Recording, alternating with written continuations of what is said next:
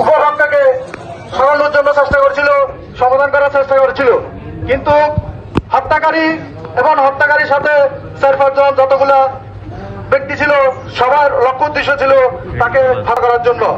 এক পর্যায়ে দেখছেন একটা লাঠির কতটুক জোর দিয়ে লাঠিটা তার মাথা আঘাত করা হয়েছিল, সাথে সাথে সে এখানে ডলে ভরে যায়। আমি ব্যবসায়ী হিসাবে ভৈরব সমিতির একজন সদস্য হিসাবে সবার কাছে আবেদন করছি এই হত্যার সাথে সুষ্ঠু বিচার হয়। আপনারা জানেন এভাবে একটা মানুষকে দিনে দুপুরে আপনাদের তারা সন্ত্রাসী, তারা তাদের কোনো ধর্ম নাই, তারা এটা তাদের করে একটি নদী সৃষ্টি করে সেজন্য আমি বাস্তবায়ন করব।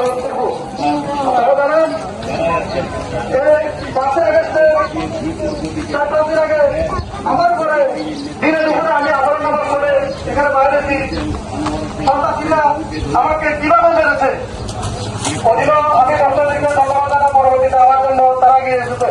সন্ত্রাসীরা কারো দলের হতে পারে না, সন্ত্রাসী আমি চাই আর কোন ব্যবসায়ী যাতে করে এভাবে আঘাতপ্রাপ্ত না হয়, তারা যাতে করে দুনিয়ার বুক থেকে চলে না যায়। একটা ফ্যামিলিকে কিভাবে ধ্বংস করে তাদের থেকে তাদের স্ত্রী থেকে স্বামীকে, ছেলে থেকে পিতাকে, কন্যা থেকে পিতাকে কিভাবে তারা এভাবে দুনিয়া থেকে চলে দিচ্ছে। আমি আমার ব্যক্তিগত বক্তব্য আমার সবাই করছি, আমি গ্রহণ